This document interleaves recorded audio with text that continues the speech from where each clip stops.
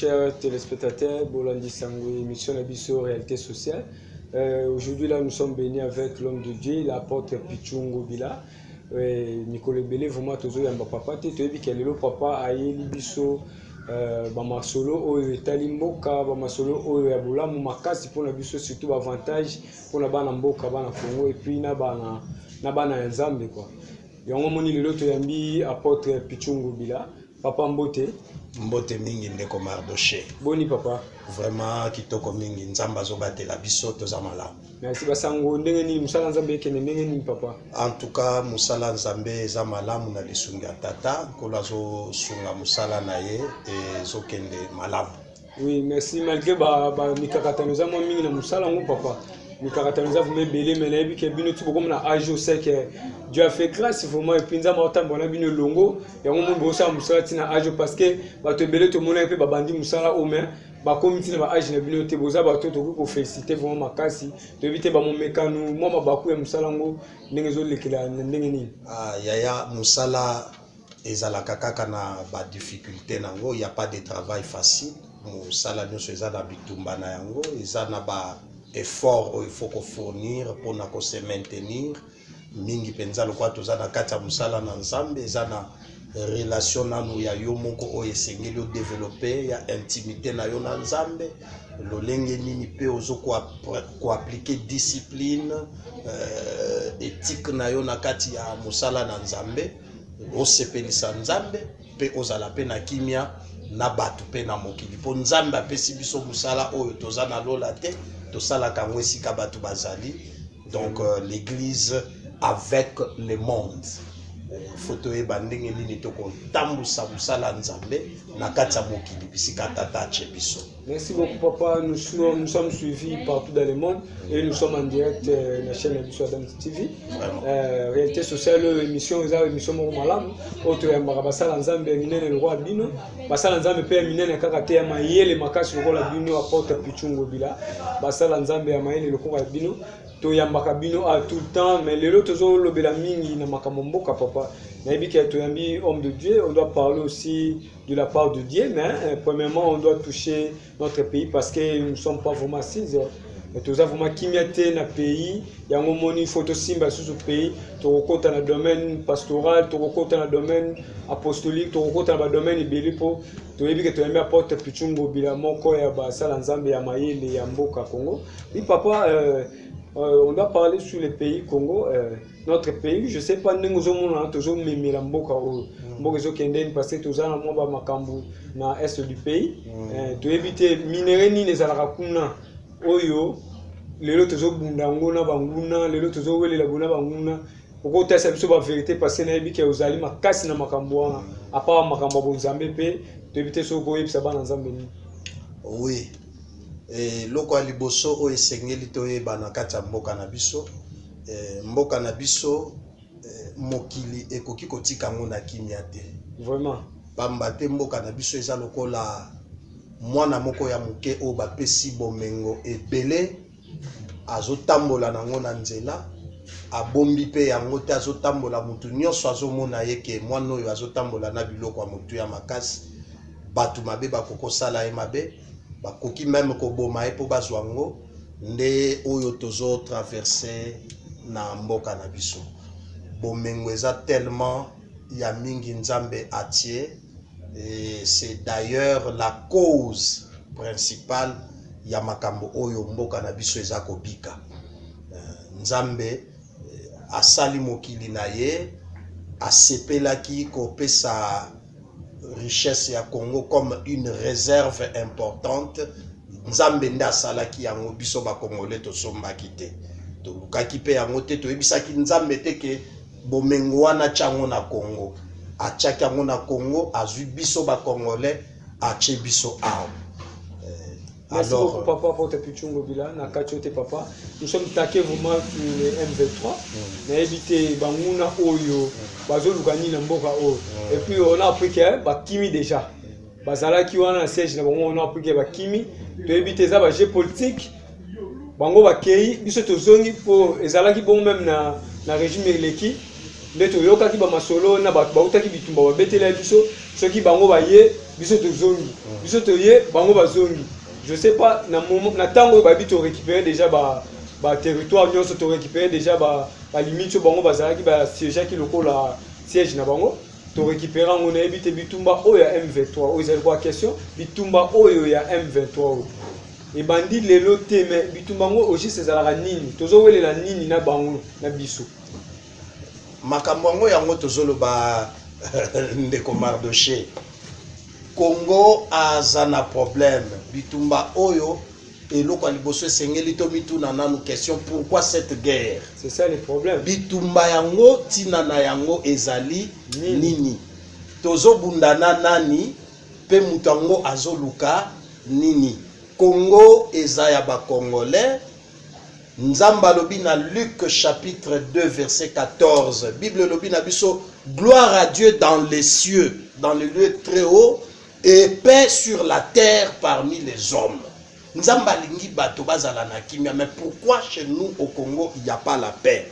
Soki guerre eza imposé na mboka na biso eza à cause ya makambo mine à cause ya quatre choses. Il y a d'abord la richesse du Congo. C'est un problème. La richesse que possède le Congo, c'est un problème. La deuxième chose, c'est la convoitise des voisins du Congo. Oui, papa, na kati yote pour na makambuta les richesses, faut y ça vraiment ban na réalité sociale malamu, na balanzambo bazolanda biso partout dans le monde, surtout ba batika mboka kala bazali na États-Unis, bazali na France, bazali partout dans le monde, lokola monsieur Dewe et pasteur Atom et pasteur Timothée Wazali aux États-Unis, bazolanda biso tout le temps, bango batika mboka mokala, to éviter richesse ngo oyo ezokufamela biso bazobomela biso pour la richesse na biso sur le base de quoi richesse ngo ya nini. Merci beaucoup. Tokoya kokoma kuna ndeko nalingi toyeba nanu pourquoi bitumba yango tolobi richesse ya Congo tolobi convoitise ya ba voisins ya Congo convoitise ya ba puissant. Il ne faut plus se voiler les faces. C'est l'heure que les Congolais crient à haute voix. Ennemi à Congo aebake tosi toyebiye. Plus question de citer seulement le Rwanda, plus question de citer seulement les groupes rebelles qui opèrent au Congo parce que bazape ba groupe rebelle té. Quand on parle des groupes rebelles, on voit les fils du pays au baza mécontent na gestion ya mboka na bango. Ba lobi bon lokola biso toza ba bénéficiaire té alors nous allons combattre pour tozonga na ba droit na biso pour baza ba fils du pays. C'est ça. Je souligne encore que le Congo n'est pas victime d'une rébellion. Le Congo est victime d'une agression. Paix à son âme, l'ancien président le fait Laurent Désiré Kabila. Il a été le premier à dire que le Congo est victime d'une agression rwando-ougando-burundaise. Et aujourd'hui, le monde peut lui donner raison. Malheureusement, depuis le fait Mouzé Laurent Désiré Kabila, la première personne au Yakoyako Benga yango agression est le président actuel, notre président Félix Tshisekedi, que je salue en passant. Vraiment, merci pour saluer le chef de l'État, Félix Antoine Tshisekedi Tshilombo, ici que sa femme, maman Denise Nyakera. Parce qu'il y a au moins à Zuili Soussou, Maloba Pona Kotal Sabiso, que ce n'est pas une rébellion, c'est une agression. Alors, Naloba ki ke Tozo Bunda à cause de la richesse Nabiso, convoitise yaba voisin, convoitise yaba puissant de ce monde, et puis les multinationaux. Parce que ce qui total dimension ya Rwanda, capacité économique ya Rwanda, potentialité militaire, même na effectif ya Rwanda, le Rwanda ne peut pas tenir une guerre contre le Congo pendant plus de 20 ans. Ça c'est trop, c'est-à-dire il y a une main noire derrière le Rwanda. Vraiment. Et c'est cette main noire qu'il faut mettre à nu, parce que c'est trop. Le Congo a beaucoup subi. Je vous rappelle Ndeko Mardoché, aux États-Unis, le Congo a fourni 42%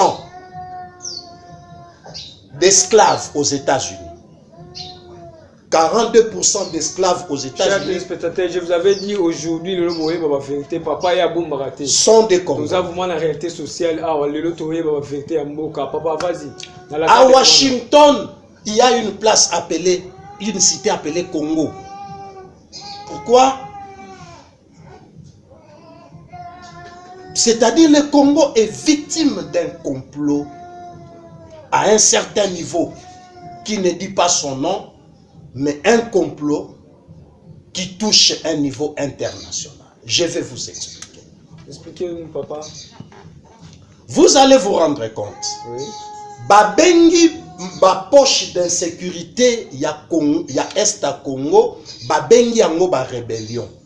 Mais en appelant cela rébellion, le gouvernement congolais sous embargo ya achat d'armes des années et des années. Dieu merci, bauti ko wanga na mikolo balobi ke tozalaka na se ya embargo te. Il paraît depuis 2008 embargo ya Congo ezalaki déjà levé. Si vous dites que vous levez embargo ya Congo, mais pourquoi n'a récemment n'a pas année récente bauti ko rappeler biso ke tozana se ya embargo?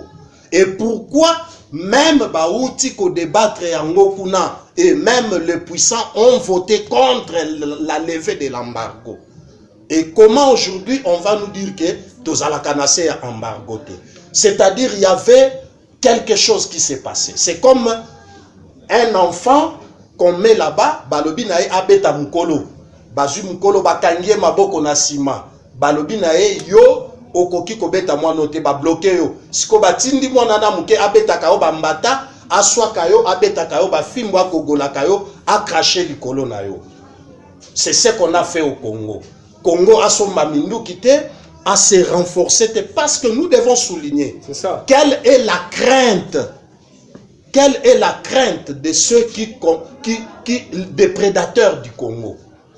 Les prédateurs du Congo ont une crainte. Parce que l'idée de la balkanisation du Congo avait été décriée même par Lumumba. Depuis Lumumba, avant Lumumba, il voulait balkaniser le Congo pour pas profiter de la richesse du Congo malam.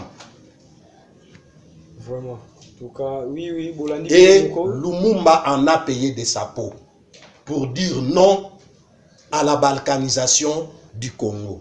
Alors, babangaka nini? Babangaka 4 choses.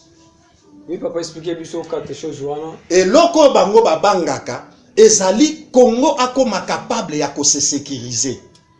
Pour ceux qui Congo akomi capable ya ko sécuriser, étendu nyonso ya sol, ya territoire na ye, moyen ba kota lisusu, bakendaka, na ndenge na bango, bazwaka richesse à Congo, sans que Congo tout na bango, et kozalate. Oui, apporte Pichungo Bilasso, nous accompagnons malamu, yango ba boya côté que la biso minduki. Mais on a pris que biso tozali na ba richesse oyo ba ekoko sala pe minduki. De éviter ba richesse on to sala minduki. Ezo sanga ne mayela ko sala ba minduki. Ezo senga to pesa bango ba pesa biso o ba sala o ben ndenge yango wana moni bana kini. Nde sika tozokota yango wana ndeko Mardoché. Merci beaucoup. Nde sika tozokota yango wana. Balingi tenini. Balingi Congo azala capable ya ko développer technologie na été. Congo azala capable ya ko développer technologie te. Congo azala capable ya ko développer industrie te. Congo azala capable donc ya ko assurer sécurité na été na étendue nyonso ya sol ya territoire na ye. Et puis Congo donc na kati ya peuple congolais, ba congolais bazala capable ya kozala unité. Pour babanda ko utiliser ba congolais au détriment du Congo. C'est ça yango moni même papa apporte Pichungo bila même ba konzina biso bango na bango bazoyoka na bien te. Donc ba koti si bango eloko mo boye ko tya bokabani pour le biso peuple au petit peuple to souffrir lelo na mboka Congo lo kwa tozana ba richesse te. C'est ça la chose. C'est ça la chose, c'est pourquoi c'est le moment pour que les Congolais comprennent ce qu'ils doivent faire. Yango na lingi ko ebisa na bandeko nyonso ba Congolais couche sociale nyonso banda na ba soldat na biso liboso nos vaillants hommes que je salue pour na musala kitoko bozo sala déjà kuna. Je félicite votre conscience parce que vous comprendre que boza ba Congolais, c'est notre nation qui est en danger, c'est notre nation qui est en train d'être tentée de partir. Et nous ne céderons pas notre pays. Nombre chapitre 32, verset 32. Moi, je suis homme de Dieu. La Bible dit, nous passerons en armes pour conquérir notre héritage. C'est ça. Pour le Congo, c'est notre héritage. Nous devons nous battre jusqu'au bout. Si on va exterminer tous les Congolais, qu'on extermine tous les Congolais, après ils vont prendre le Congo. Et si 2 Congolais vont rester pour défendre le Congo, les 2 Congolais vont encore peupler le Congo. Merci à Porte Pichungo Bila. Oui, en tout cas, on était bénis aujourd'hui avec la Porte Pichungo Bila. Et puis, vous allez décider, il y a le Baramala, il y a le Barakitoko Makasi. Nous profitons à l'occasion pour saluer aussi les soldats de Mapinga, la biso bazo pour Bitumba pour Namboka papa, faut qu'on félicite les soldats. Vraiment. Vraiment, longo ni anabandeko. Na ba image kuna na Zamba et pesa mele batunya soute, so bazwinga na même sous kokate, faut te pesa bango vraiment longo. Eh, bazo mérité. Kutungai nazo kanisa na minute oyo mama otekaka na gambela kanga litungulu otekaka madesu kanga madesu to banda kotinda kuna bandeko wana baliaka kitoko ndenge baza wana babunda kitoko budget ya mboka na biso epesa na nous valeur na armée ya mboka na biso. Merci à Porte Pichungo Bila. Oui, on était bénis aujourd'hui avec le Porte Pichungo Bila. Et je profite à l'occasion pour saluer mon pasteur Emmanuel, mon prophète Emmanuel Adam, Oazali Bongo, Mokambina et Tonga la victoire de Jésus-Christ. Je ne peux pas oublier de saluer aussi la maman visionnaire de l'église de la victoire de Jésus-Christ. Vraiment, Nzamba Pambola. Maman Dorcas, Likunzi, Bisika Zali, Maman Azosala Musala Kitoko, Makasi. Barabi Kuna, professeur le Repamba. Maman Nangai. Professeur le Repamba, papa. Musala Kola Lobaka. Makasi. Nzamba Zalaka Babate, papa. Tokoki Obosa na pété à Pesa Basal Nyoso, Bazosala Musala Kuna, Netonga la victoire de Jésus-Christ, Bambote, Lokola, Thomas Njouzi, Lokola évangéliste Erigen, Lokola Maman Rachel et Maman Rachel Kazadi, si je ne me trompe pas le nom, Maman Rachel Kazadi, Lokola Basal Nyoso, surtout frère Francis, Bazaba na Oba Musala, Malam Mouvement la carte et Tonga la victoire. Je ne peux pas oublier de saluer la servante Paku Nzaou, Azali Bongo servante moko la carte et Tonga la victoire, Azo Koba Malam pour na sango ete. Oui papa, kaka ndete le bag le lot toza ya kopamba mouvement makasi na émission na biso. Et papa, on doit parler maintenant. Deuxième question, na boy nazala naza vraiment dérangé mingi na bato parce que nous sommes en direct papa. Mais toke imbangu tozo kende to courir sur le temps. Nous sommes en direct depuis aux États-Unis, bazolanda biso, même na France bazolanda biso, na Adam TV au État maka partout. Restez branchés et puis s'abonnez-vous à notre chaîne YouTube Adam TV.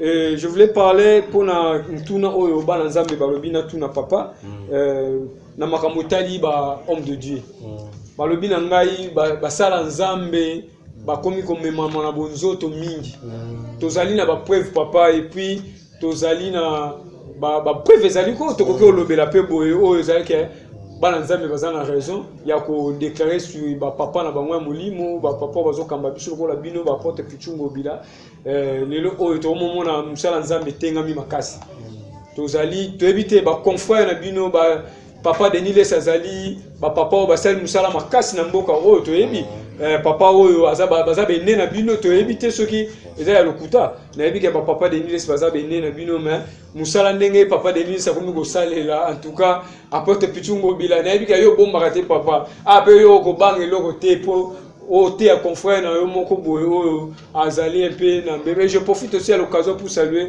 le prophète de la nation Denis place azali l'homme de pétage place azali en tout cas abi toko pété tisuka et puis tozana Porte Pichungo Bila na monto to pété na makambo etali papa na biso Denis. Oui papa ngo pe sa conseil na papa Denis to éviter nenga zo même na musala zo betia batu mabaku makasi okoko thé à confrère na onini. Bon, ndeko nabiso, yaya nabiso, kulutu nabiso, ko basali musala liboso. C'est que moi je dirais, et ça nous conseille namute. La première chose, ezali adresse nanga na basali nzambe na Congo. Ce que nous devons faire en ces moments, ezali kobondela pona ndeko. Ko soutenir ndeko na biso oyo na losambo. Tocha papa na mabonde liba. Na kacho te apote pichungo bila. Mutu oba komi ko tchade na mabonde li seke azan état de faiblesse. Mutu azobela, mutu azana ba difficulté. Faiblesse makona kamutute. Surtout comme ocha excusez papa, surtout comme ko tia prophète de la nation na mabonde li seke papa azan état de faiblesse. Mais quand déjà l'église constate la faiblesse, oui. C'est-à-dire il y a la faiblesse déjà. Vraiment. Ça demande que tout bon est là. Ce que moi je dirais c'est ça. C'est ça le rôle de l'église. L'apôtre Paul avait demandé à l'église de prier. On doit prier, dans le Seigneur, on doit prier pour notre prophète de la nation.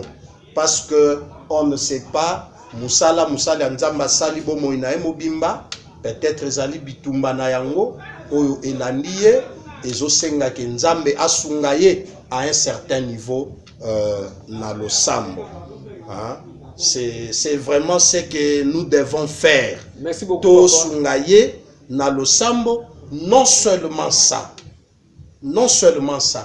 Bissonion Soto se rappeler à la conscience.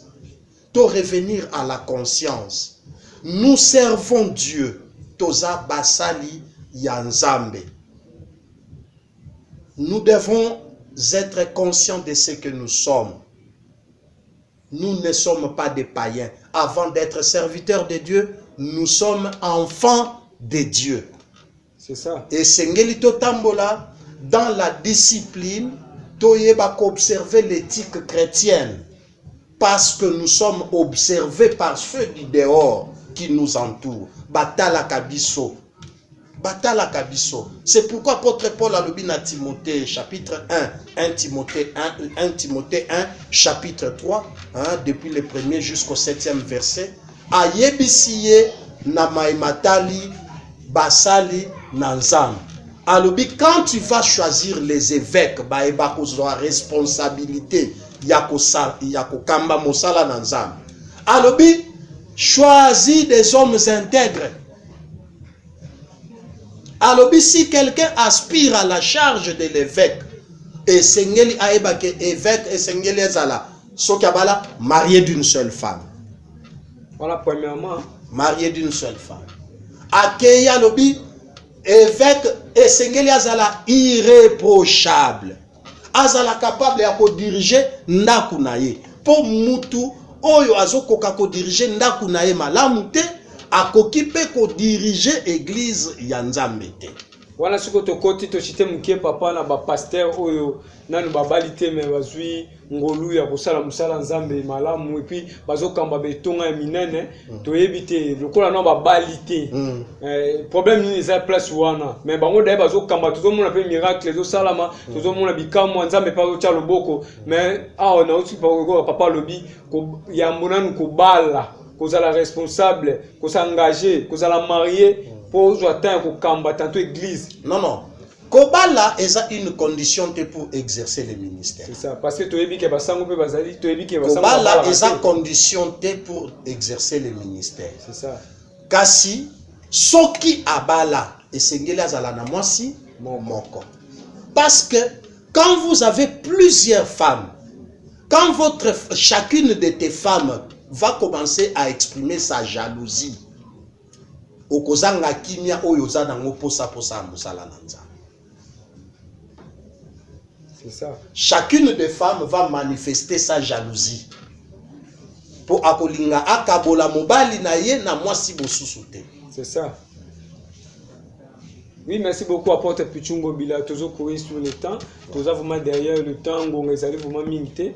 Oui, papa, lelo oyo tomoni de papa o azali papa na biso Denilesi tozaka sur le papa Denilesi tomoni lelo papa na biso Denilesi auto ke de voyage na peut-être au tali bilili azali libana mboka ba combattant ba kangaki ye kuna ba sali mo menace mais à se défendre lokola ya azali pe babi koloba ezali art ya ko convaincre mutu lokola azala makasi ndene ya bia porte pichungo bila mutu mayele toma ya mayele makasi oza pe na makoki ya ko convaincre mutu olobi na epe boyoki ndenge moko na prophète de la nation notre prophète Denis a convaincre ki ba combattant to ebi so ba yambi batukuna ba bundaka ba beta kame ba beta ki ete azwa ki ba mouvement esprit ba sola ki malamu lokola bana mboka ya zaïe kaka ndenge ba ba loba kuna bazaka bana zaïe ba baza bana Congo te baza bana zaïe toujours to moni papa asilisi ba démarche na ye mais chose grave to moni na boîte de nuit na poto papa zo yemba banzembo na ya uti ko bimisa sikoyo mama tina na tina nzamba pesa nga mama tina na tina naza vraiment na mo avocat la ngote mais du moins nzembo on a vu que to bina on a décembre awa ego péter mabe mais donc na éviter moi ba client na boîte on a boîte na éviter ils a permis na bino basala nzambe ya minene ya mboka oyo biso tozolanda bozala kwa ba icône ya minene ya mboka oyo tozo respecter même ba konza mboka ba respecter kabino ba prophète bino ba apôtre siko kokota na boîte de nuit et puis ko sala ngo en publiant comme ça je sais pas message nini memi pas ya bana na nzambe ezali bakute ou bien ezana ngo pe na oza mutu za nzoto bwendo ta porte faut akepe abini atanzembo ya mutu moko songolo boto ko tanga kombote eza permis yango makambo ngo nazoloba awa ndeko Mardoché tango tozosala musala na nzambe esengeli toyeba que nous sommes observés par le monde qui nous entoure. Tosala musala de manière à ne pas être rejeté. C'est ça le problème. Écoutez, eza na bisika bakoki ko rejeter pour échouer dans le ministère. Si Dieu te rejette, tu échoueras automatiquement. C'est ça. Il faut éviter que Dieu te rejette. La deuxième chose, il faut éviter que le peuple pour qui tu es appelé te rejette.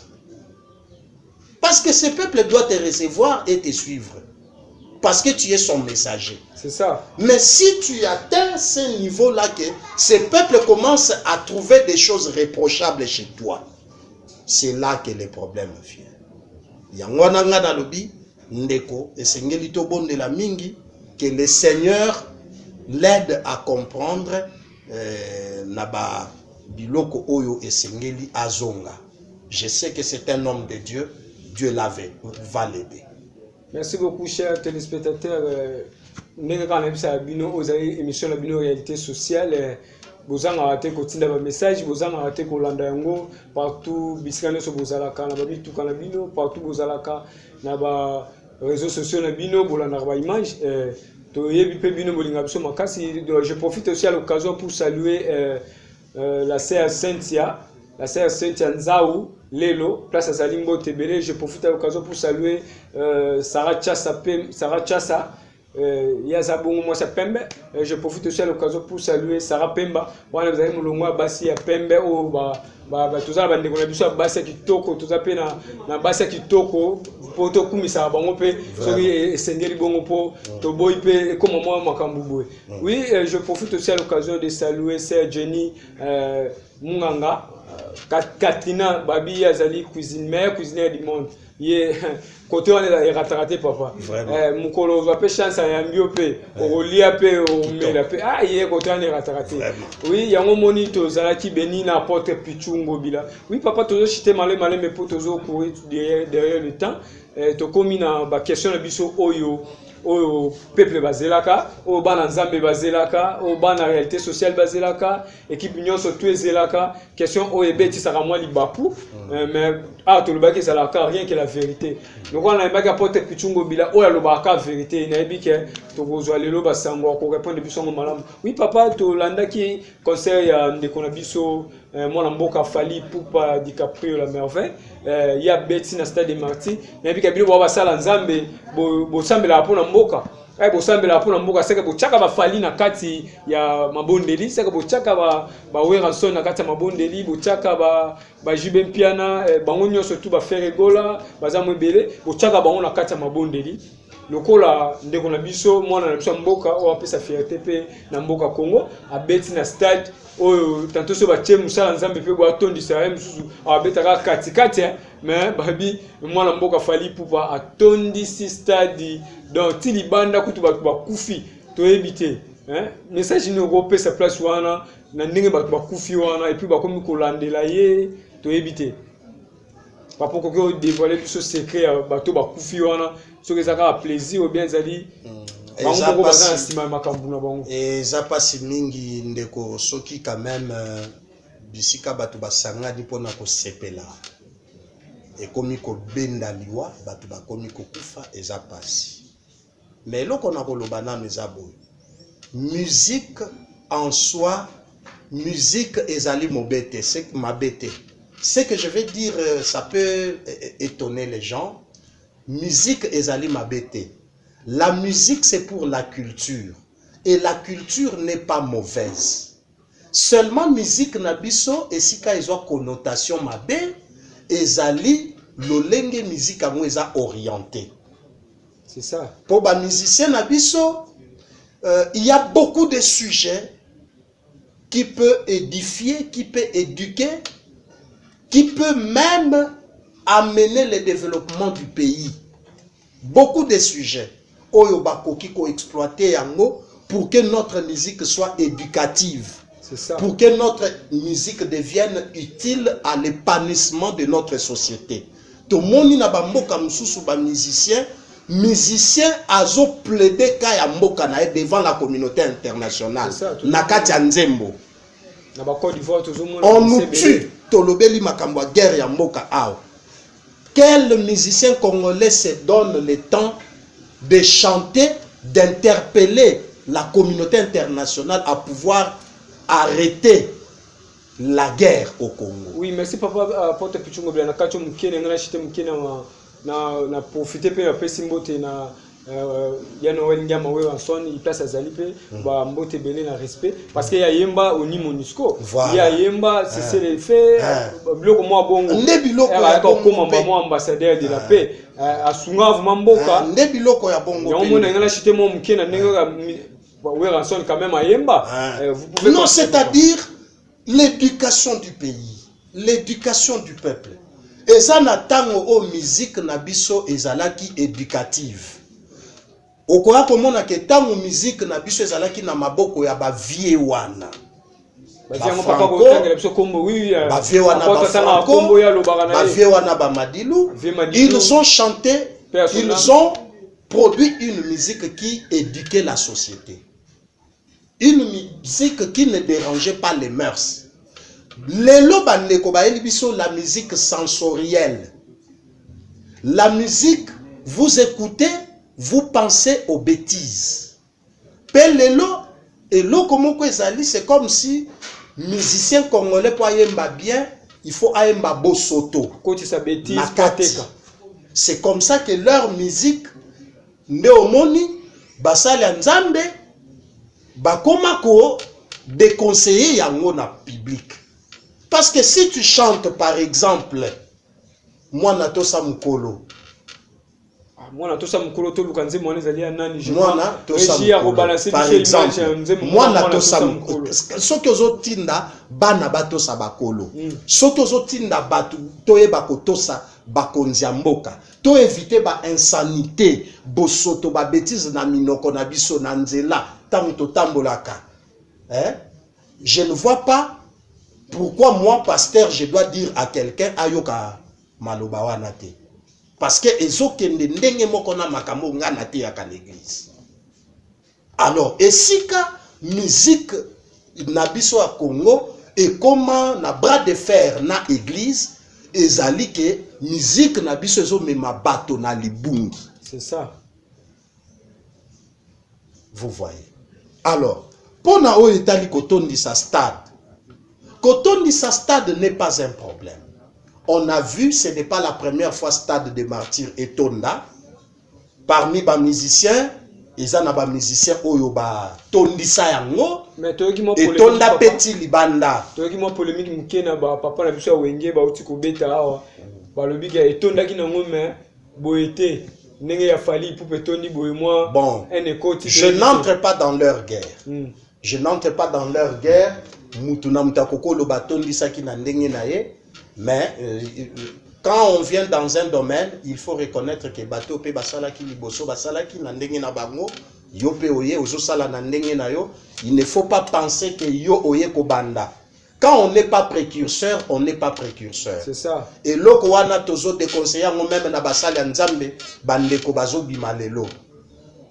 Bana balingi ko reconnaître ba papa te, balingi ko reconnaître te que na domaine nga na ye batu baleka liboso bazali. Vous n'allez pas inventer la roue. C'est ça le problème. Hein? Vous n'allez pas inventer la roue. Ce qui na ye na domaine ya philosophie. Faut naïba que ba pionnier ya philosophie bazalaki. C'est ça le problème. Ils ont fait ce qu'ils ont fait, ils sont passés. Moi je peux venir, je peux faire plus que eux. Ce n'est pas. D'ailleurs, moi je dirais que les pionniers restent grands. Pourquoi? Pour yo avant au comme grand au kota la ba pionnier. C'est ça. Mais ba pionnier pour ba matabata la kiyote. C'est ça. Pionnier a mataki atala kiyote. A observer qui stratégie na yote, a observer qui ndenge yozo sale la te. Ye a mataki a s'inspirer qui peut-être na ndenge mususu. Mais yo po o mata, qu'on le veuille ou pas, au tala ye. O étudier ba échec na ye. O étudier ba réussite na ye. Pour orienter réussite na yo. Yango wana, et loko ya suka na koloba po na événement wana, nambala si matango bazoko organiser makambo, basala kake sécurité ezala à la hauteur ya événement. C'est ça. Vous ne pouvez pas appeler 80 000, plus de 80 000 personnes au stade comme les martyrs pour na kocha sécurité oyo ekokoka ko protéger bangote. Il faut une sécurité à la hauteur. C'est-à-dire, il faut faire de sorte que, d'ailleurs, moi je pense que Ezana Moutouma Kota Koki ko sécuriser stade des martyrs, loko la gouvernement. Ce que ça la police du pays existe, les services de sécurité du pays existent. Senga, ce que sengi que sengeli au futa kuna po ba sécuriser batu bakozala kuna au futi bazwa sécurité. Parce que vous ne pouvez pas dire que au contourner sécurité Yamboka, par exemple, pour aucun vers des particuliers, oyo azana logistique suffisante pour couvrir sécurité yakuna, parce que c'est pas facile de veiller sur plus de 80 000 personnes. Merci beaucoup à Porte Pichungo Bila. Chers téléspectateurs, je vous avais dit, bon, vous allez décider, pas Thomas Pichungo Bila, bon, vous allez décider, bon, Moni Alobara bien, Alobara Malam, je profite à l'occasion pour saluer le prophète Jordan Senga depuis le Pierre Angulaire. Je profite aussi à l'occasion de saluer prophète Franck Capella. Je profite à l'occasion aussi pour saluer prophète Daniel Nesken. Bisika Zali Bambote Ebele Nabasala Nzambe Oto Yambaka Bango pe alwa to yambi papa apporte Pichungo Bila. Nde moni lelo yo basango na biso su ya mboka etamboli nango malamu mingi. To sepela ki mingi makasi na be événement nyoso zo lekame etika na tuna moko ba komeli ngaka sikoyo na zomona bazo tindika ngai na tuna ngo papa wana na bombeli yo ko bomba da na suka awa afato ke na ebite soki ko pesa scandale mais na ebiki ya koloba bien pour zali muta mayele mingi. Na profiter sur l'occasion pour saluer ma maman Thérèse Dodo Mbiala, maman Abotangai. Vraiment. Bien à l'ingake mingi place ça. Abota mwana mayele. Vraiment. Abota mwana mayele. La PC sous Bambote Belé bisika zali courage bisika zali. Maman ko la pas volé. Merci beaucoup. Je peux pas oublier de saluer aussi maman de mon frère Sylvain. Vraiment. Sa maman elle s'appelle Jackie Nsona. Wana baba maman wa boko libiso ya kolia na ndako tozaki kolia. Tokiko bossa na bangote. Je profite à saluer aussi mes petites sœurs grâce à ma vitidi yazali mwana wa mayele makasi parmi baleke mayele akavara pe na musala nzambe apambola pese su batan ebele ya rumata papa apota Pichungo Bila lelo oyo tokomi komona makambo ngo kendele papa yebisa biso élection ezali obezalité pour pouvoir en place uti koloba bango bazui pouvoir ba covid ye ba makambo belé ye to éviter to voter les sous obe to voter les sous te papa yo mtu okotaka mwa makambo wana oza mieux placé ya koyebisa bana mboka balanda mpo biso toza dérange makasi biso toza bapanzi sango me tozwaka sango nde mpa na bino nde topanzi epai ya petit peuple oyo bazolanda biso toyebi te tokovote lisusu mpe tokovote te.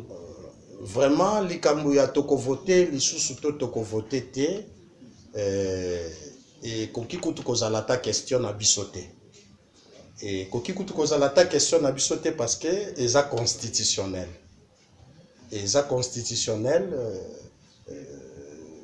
la constitution détermine le nombre et la durée des mandats. Il y a l'organe qui s'occupe de l'organisation des élections, c'est la CENI, organisation wana azawana, et le gouvernement est censé apporter ça ba moyen oyo et sengeli naye pour asala musala naye, ça c'est constitutionnel. Et puis nous devons savoir que pour naba élection wana eza importante aussi et salement. Sauf que préalable nyonso ce qui est kokina yango, moi je pense qu'il ne faut pas tout lukako s'échapper na ba élection. Je dirais aux politiciens congolais, les élections il ne faut pas les craindre. Qu'on soit au pouvoir ou qu'on soit dans l'opposition, nous sommes l'église, nous sommes apolitiques, nous sommes au milieu du village. Ce que je demanderais aux hommes politiques du Congo, c'est qu'ils puissent savoir là où ils sont, chacun, que les élections, il ne faut pas les craindre. Quand on a besoin du pouvoir, il faut aller aux urnes. Que le peuple vous donne le pouvoir. C'est ce qui est constitutionnel. Je pense que Ekozala Malam, élection est salée. Sauf que la priorité doit être la paix. Donc nous devons faire qu'il y ait la paix dans notre pays, parce que tokoki ko organiser ba élection na biso pe malamu te soki guerre et ko continuer. C'est ça. Et kozala malamu bitumba wana est et sila. Bandeko na biso na bakima bandaku bandakala na est bakoma ko vivre na bazamba bazonge la vie citoyenne ko fanda na bandaku ba vivre ndenge biso to vivaka awa na Kinshasa. Mon frère, il y a des gens qui ont vu toute leur famille partir comme ça, babomi bango na misu na ye, et psychologiquement mutu anatikali ndenge moral na ye, état d'esprit na ye. Ça peut modifier même les comportements de quelqu'un. Ça peut faire que mutu comme un rebelle. Ça peut faire que mutu comme un criminel. Ça peut faire que mutu a perdre sens ya koyoke la mutu mawa. Oui, merci papa pour te pichungo. Papa, le Congo vraiment a besoin de vous, vraiment. J'ai compris que le Congo a besoin de vous. Tous en a posé à Bassal Nzambe à Maïli Raboué. Bassal Nzambe au Baïbi Kolo Baboué. Le Kolo apporte pichungo. En tout cas, papa Nzambe a pas moulé sous plus d'avantages pour le Moussala Naope et Nzambe et Kende Liboso Mingi. Papa Lobi, je crois que le message est vraiment bien passé. Il y a un message pour la élection. Total, on a mboka ndenge zo kende. Ceux qui le loba bitumbe bandi, yo ke no voter ndenge. Ceux qui massacre bandi obeta bazo boma. O ke no carte électeur ndenge no ke voter nani. Batu bazo boma to koma na moment wana to bana ko bunda nena banguna. Donc ozala ma quantité na pona mokonzi mboka. Na pona député na opona député abazo bunda. Opona en tout cas Congo to comprendre loko moko, Congolais accompagne loko moko yango moni apporte pichu alobi yango moni grand frère Rigo Martial Toto alobaka na biso toujours makam papa zo lobaka yango moni na PCP mbote bisika zali na moi ciné maman Judith. Je peux profiter aussi saluer mon frère Vanito qui est le fiti marié côté Zali mbote belé ibala malamu en tout cas na moi ciné yo. Je peux profiter à saluer aussi ex-patron mon ex-patron Trésor Batomani tout Mambwana et ainsi que sa femme maman Rose Ngimbi bisika bazali bambote belé na linga bino mingi na bébé Adassa. Je vous aime beaucoup pour moi c'est ma famille vraiment. Na koko tika pe papa qui est bon côté parce que aujourd'hui nous sommes bénis. C'est un homme de Dieu. Le plateau za ko pamboma plateau za ko pamboma makasi na kati ya nini ya émission oyo yango moni na sima caméra na biso tozalaki na mon frère Sylvain Madala, il y a image qui tombe au papa, on a vu que vous allez décider. Vraiment, na pesi ndeko na biso cameraman na sima puna mbote. Émission donc est na poto ndoza bon États-Unis balandio ndoza bon France partout en Afrique du Sud kaka na mboka libanda teti na ba province na biso ya mboka Congo na ba Kikwiti na ba Lubumbashi na ba est na biso ya pays kuna nyo surtout ba zolanda biso malamu na kozanga bongo te pona za na bambote belé ya kopesa bana nzambe oyo ba soutenir biso na musala o papa oyebi ke musala o ezali passe mingi nde tozo sala boy tozala bandeko ba soutenir biso pe ya ngo moto kozanga te ko pesa ba remerciement na koki remercier bato ba sungaka biso lokola les frères Larson Aloma bisika zali vraiment mbote belé pour a soutenir biso et la sœur merveille Konda sœur merveille Kondo plutôt la sœur merveille Nyati et la sœur Christelle Kiboulé.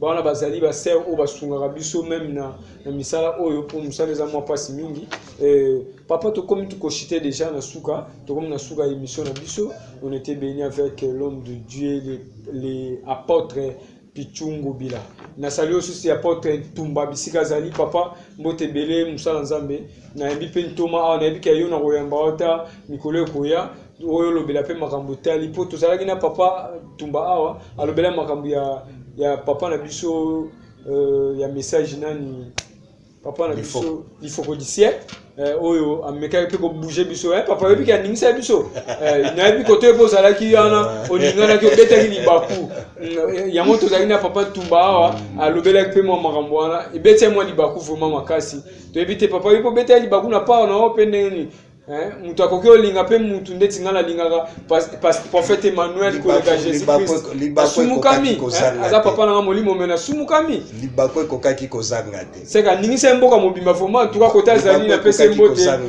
papa il faut que d'ici ningisa biso na ete so lo mso asikeza ningisa biso lisusu tozana tozolenda kaka papa yo libako bete par nini non parce que on ne peut pas aimer quelqu'un plus que Jésus. C'est ça le problème, même besoin de biso. On ne peut pas aimer quelqu'un plus que Jésus. Na ebi ke lelo toza na temple na ko lobela likamwa na te pour ko senga to pasola makasi vraiment. En tout cas, c'est ça.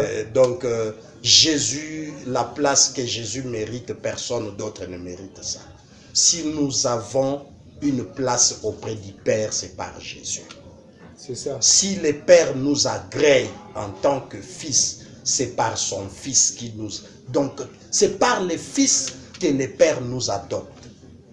Biloko wana papa lelo tango ezamu vraiment ezali muke papa zana biloko ebele c'est bino bokozala décité bana mboka awa to panzi na pa bonzambe boyoki papa ndinga lobi na pa mboka pe tala tozana posa basala nzambe oyo basoutenaka mboka boye parce que il y avait un homme de Dieu alobaki kosambela pona mboka na ezali sumbu. En tout cas, il peut se moi débat to yambe pe mukolo yozala to ebite après ça biso ba vexer bitumbe banda papa soki ko sala kul yango de likambu bitumbe banda e banda kaka ko beta wa papa on doit beaucoup prier pour ata na chambre oko sambela na yo mais prière wane ko sala ya kobanga vraiment kobanga ndemte c'est ça, on doit beaucoup prier pour notre pays vraiment pour nous tika bakonza mboka nyonso na maboka nzambe pour so bango pe baza kimia te biso to za kimia te pour toza petit peuple bango nde bazo kamba biso so baza kimia te. Je profite à l'occasion de saluer ingénieur Hakim ainsi que sa femme Juvenal. Na pesi bango tena bébé belle-fille bisika bazali bato basunga biso pe na musala o bazali ingénieur ya munene makasi bisika bazali vraiment mbote belé makasi. Oui papa to chité vraiment to komi na suka ya émission na biso to yebika to yamba homme de Dieu lelo tozo azo pambola biso lisusu musala nzambe azo pambola biso lisusu atana liloba moko ya suka oyo ekoki ko soutenir musala na biso oyo tozo sala ekoki ko soutenir bana yetonga la victoire de Jésus-Christ surtout groupe ya protocole groupe média groupe intercession bisika nyoso bazali bazo sala musala makasi musala oyo zali ya passe mingi papa mais bango babani on a bo jeunesse na bolenge vraiment mikakatano za mo ebele na ebité encouragement pour na basala nzambe oyo bazo sala musala lokola ba frère Rock ba frère Paulma ba frère Robert bazo sala musala makasi na kati tonga la victoire de Jésus-Christ na ebité encouragement pour na bana nzambe koki ozalani na para Thomas liloba ya suka na biso ya liboso pona mboka na biso. Nzamba pambola Congo. Amen. Nzambe apambola Congo. Pe ba vaillants hommes na biso bisika bozali. Nzamba pambola bino pe abatela bino. Bino na champ de bataille biso à la brèche pona kotombola mongongo epa na Yahweh. Nzambe akopesa biso elonga. Pona oyo etali bandeko na biso église ya Congo. Église, lève-toi. Saisis ton bouclier, saisis ton carquois, entre sur les chemins de bataille. Kondima ebatelama. Amen. Nzamba pambola moko na moko. Ndeko Mardoché na musalo zo salo nzambe abosa na yote. Pamba te sengeli mboka na biso yeba makambo ebele. Vraiment nzamba pambola yo. A pambola église prophétique la victoire de Jésus. A pambola pasteur Adam. Na bosanité papa nanga spirituel mon pasteur Joseph Bové le Sikazali. Je profite aussi à l'occasion de saluer papa Ponte Pichungo Bila Sikazali. Aussi je salue mon mentor que je ne peux pas oublier, c'est un homme de Dieu qui a beaucoup semé dans mon ministère, le docteur Adelin Bouemere et Sikazali à partir de Kolwezi na bosanité, ba maman Sylvie Chirandi à partir ya États-Unis. Mwana nangai James esika bazali bandeko nyonso pe libota nanga mobimba bangobila nyonso nzamba pambola bino. Kombo ya papa ngobila to éviter papa za libota ya notre gouverneur de la ville Gentini Ngobila obe kombo kaka nde tutanaki poza kombo lipamboli papa. Ezali libota. En tout cas to éviter poza libota moko. Ezali libota. En vraiment, en tout cas, tu as marqué mon nene, tu as marqué mon nene, mon dans la famille, le gouverneur, bah j'étais, tu as marqué papa, ça la famille. Libota mon nene, ezali libota nzambe. Ah vraiment, na kati kolo, vraiment, libota ezali nene. Je profite à l'occasion pour saluer le docteur de la parole Bongwele, Chris Bongwele, bisika zali, mbote belé papa ozali mutamayele.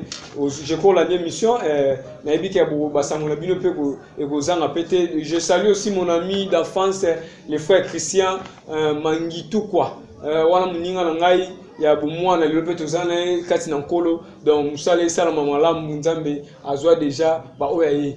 En tout cas na bosa n'était bisika zali na famille mobimba. Je salue aussi mes frères, je salue mon grand frère Kennedy Mubiala, je salue mon grand frère Junior Muyayu Mubiala, je salue mon grand frère Junior Muyayu Mubiala Bélière. Voilà, ça dit grand frère n'a pas propre. Na pesu mbote pa ya Ornella, la sœur Ornella, yé assemblée la makasi. La bisika zali pe azana Rolanda bisote bisika zali mbote belé azali camarade moko ya sœur Katrina Mazila, si je me trompe pas. Mazela, Katrina Mazela, place azali Jenny Munganga mbote belé na linga bino makasi. Oui. Tozozo atali pamboli ya prière ya suka ya papa na ebi ke papa ko tika biso boyete biso to ebi liloba toza bana tokoli na kati ya etonga la victoire de Jésus-Christ, le prophète Emmanuel Adam la kisi biso liloba soki oyambi musala nzambe kotika ebongo te ndenge kaka mwana mwasi wana zaki otanga makila papa amonaki Jésus-Christ atikaki ete adiembelaki nelamba azelaki ta kenda ko béni ye na retour apambola ki directement na ko kende kaka ya Jésus-Christ ko lekana ba yekoli moi ça na kota ki ne tout quoi batu akanga ki elamba ya Yesu Christ et puis makila ekatana ki ko bima na ebike ko mona obo na ko tika ote na ko tika ote bongo sa opambola ngai lokola angelu wana o bakanga ki na zamba na luketu ti okopambola ngai nde na ko faut bénir biso na émission na biso bénir pe bande konyo surtout tout travail kana vraiment ils droit na yo ne ko salama en tout cas c'est ça na ninga na pesa sumbote ya suka et pas ya bande kona biso mususu na kati ya etonga la victoire lokola c'est Ritingimbi baza bato ba soutenir pe musala makasi etonga la victoire bisika zali na pesa mbote grand partenaire privé ya mon pasteur Emmanuel Adam et ya somba rappel bilo na kati etonga lokola papa Célestin bazali ba papa o bazo kamba etonga la victoire bazali conseiller papa batoli toujours pour to koli mais batoli na bino ya mozo tambusa biso to sala musala malamu boye liboso batu na pesa mbote bisika zali papa Sele na libotani mobimana bana na e pour bazotika biso pete na musala o ya batoli ba mama nyonso mama Shekina et mama Judith mama Elia ba mama wana base ya mama la visionnaire de Luka likondi na pesi frère Joël bisika zali mbote libanda mboka jogo na biso ya mboka mazobeta libanda mboka bisika zali mbote belé na pamboli susu tia babi belé babi poto ami de filet ye babi ami de filet ye filet comme muninga na soko amoni en tout cas ratakate. Je salue aussi mon ami Sami Aoka Falcao di Falcao le diable ye poto pe muninga na bisika zali une évolution ya mboka pour ezosunga biso. Oui papa to komi na suka émission na biso na komi na question moko ya suka oyo bana ya nzambe balingaka et na bana ya réalité sociale balingaka question ngo za rappel moi mbulu yeke mingi to éviter papa ko question ngo za moi mbulu yeke mais to opposant ngo kaka Bible to éviter to continue na kata Bible yo obimisa biso eza moi réponse à muke kaka po to za déjà na suka émission to ko telema po ko yebisa déjà bana nzambe ke to komi na suka émission pour ça na papa soyez à l'aise vous allez parler yo to éviter avant le mariage question les autres bouleverser mingi bana nzambe est-ce que ça permis ya ko ça les kobo avant le mariage, bien c'est pas permis à aussi les kobo après le mariage, je sais pas. Avant, après, ezali mabe. Tu évites la Bible et le bin abiso pour ça la non le kobo te ya mboba la moins sur ben ni lopé c'est biso verset ou bien au limbo la biso mkesuki tozana temps vraiment te. Et bengami déjà écho. Le mariage se consomme dans le lit conjugal. C'est-à-dire moi si d'ailleurs okobala enano sima obali koyeba ye soki ekosalema avant ezali à l'encontre de la parole de Dieu. Ok, réponse papa Pessi. Donc c'est-à-dire ce n'est pas permis pour nous biso non to balate ya kosala ekobo eza permité bana nzambe bozo ka bablo mususu na émission boye mususu joa que on pété na église joa kité na kelasi na ndako bozo kité mais à partir émission na biso ozu pelo ko moko attirer ozaki kotambola mabe c'est ça le moment ya koyeba to éviter eza mabe na bato basala ba yo yeba siko a passer na déjà ba viona siko na bi vérité les komaka mabe ou bien asalaki déjà mabe to éviter papa merci biso mo ndako ezali mabe oyo tangu osio salaki yango eza mabe oyo esi ekotaki osio sali yango eza consommé alors oko se comporter lolenge oyo basalaka quand vous avez péché, c'est-à-dire parce que c'est consommé un péché consommé il faut le confesser. Vraiment. Un péché consommé il faut le confesser pour recevoir le pardon de Dieu. C'est ce que la parole de Dieu. Merci beaucoup Papa Pichou Mobila. Et je salue la servante de Dieu, Sœur Sarah Etomba, modératrice puissante. Et je salue aussi la servante de Dieu, la Sœur Bénédicte Mbaki Bisikazali. On a passé l'ensemble au Bazo Salam Sala Kitoko, on est à la victoire. Toko Kiko Bossa Nabangote, la Sœur Sephora et je suis que la Sœur. Baza mwa mingi soto bani kotanga bakombo ekoleka mwe belé na pesi bana na nyonso tu basala ka musala ya coupe protocole mbote belé bisika nyonso bazali bango nyonso tu na bakambi na biso nyonso tu etonga la victoire de Jésus-Christ. Oui papa toujours prière à suka babi vomé la fin d'une chose qui est son commencement suka eleke bandeli lelo toujours prière la biso à suka et papa a béni biso pour to meka kokabana bino bana na biso ya réalité sociale. Seigneur Dieu n'a pas moli mokolo alelo oto yamba makina kata bisika oyo na nzela ya mwana na yo pe mosali na yo Mardoche. Papa tika ete nzambe mokolo alelo ezala béni pe eme ma bénédiction na kata bomoi na ye na kata mosalo yo pesie na kati na église bipa ya zali pe na mosali oyo wapi azali kotambusa mosala na bisika oyo na kombo na Yesu Masia.